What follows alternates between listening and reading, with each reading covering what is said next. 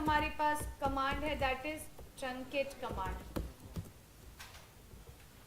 Truncate command क्या करता है? Removes all the records of table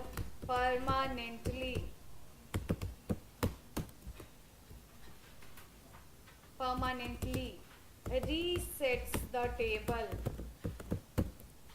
make it like new schema where fresh records can be added। ये truncate का काम है। क्या काम कैसे एग्जीक्यूट होगा? Truncate table name.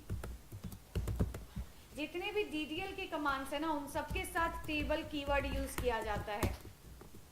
जितने भी DDL के कमांड्स है सबके साथ टेबल कीवर्ड भी लगाया जाता है, क्योंकि ये कमांड सिर्फ टेबल पे ही नहीं, ये कमांड्स डेटाबेस के और भी ऑब्जेक्ट्स पे अप्लाई होते हैं। तो इस वजह से आप किस ऑब्जेक्ट पे काम कर रहे हैं उसको बताने के लिए आपको हर कमांड के साथ टेबल लिखना है। जैसे create table name, alter table name, truncate table name, drop table name. जितने DDL के कमांड्स हैं उनमें टेबल कीवर्ड भी बीच में यूज किया जाता है। तो ट्रंकेट किसका कमांड है? DDL का कि DML का?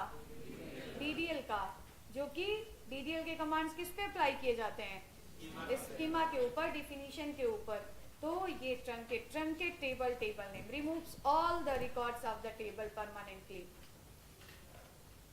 जैसे अगर आपने मैं वही बता रही थी, मान लो एक कॉलम को आपने आइडेंटिटी टाइप का बनाया। आइडेंटिटी तो समझते हो ना, ऑटो इंक्रीमेंट। मान लो टेबल के किसी कॉलम को आपने ऑटो इंक्रीमेंट टाइप का बनाया और इस टेबल के अंदर आपने 2-4 रिकॉर्ड्स स्टोर किए ऐसा, और ये वाला कॉलम है जिसका नाम है ID और बाकी बहुत सारे कॉलम्स हैं। तो ये ID है जो कि ऑटो इंक्रीमेंट बना हुआ है। अब इसमें कुछ रिकॉर्ड्स स्टोर किए गए 1 2 3 4। मान लीजिए आपने इस वाले को डिलीट कर दिया, या मान लीजिए आपने इस वाले को डिलीट कर दिया ऐसे। अगर इस वाले को डिलीट कर दिया तो अगला रिकॉर्ड जो इंसर्ट करेंगे उसमें ID की वैल्यू कौन सी आएगी? 5 आएगी। उसमें ID की वैल्यू कौन सी आएगी? 5 आएगी। ये रिकॉर्ड जो है, ये रिकॉर्ड डिलीट किया गया है बट परमानेंटली डिलीट नहीं है, still it is in the memory और इसे वापस भी लाया जा सकता है। तो फिर 4 4 2 हो जाएगा और डुप्लीकेसी आने लगेगी। तो जब भी आपने एक आइडेंटिटी कॉलम बनाया और सपोज कि आपने उसको डिलीट कर दिया, डिलीट करने के बाद अगर रिकॉर्ड इंसर्ट किया तो ये 5 से स्टार्ट होगा। लेकिन वहीं पे अगर आपने इस पूरे टेबल के रिकॉर्ड को ट्रंकेट कर दिया तो 1 2 3 4 5 जितना था सब डिलीट हो गया।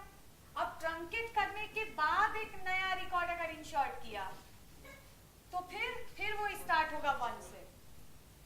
फिर वो स्टार्ट होगा कहां से? 1 से, because the all records is deleted. Schema बिल्कुल न्यू हो चुकी है, बिल्कुल रीसेट हो चुकी है। तो फिर से ऑटो इंक्रीमेंट होना स्टार्ट होगा कहां से?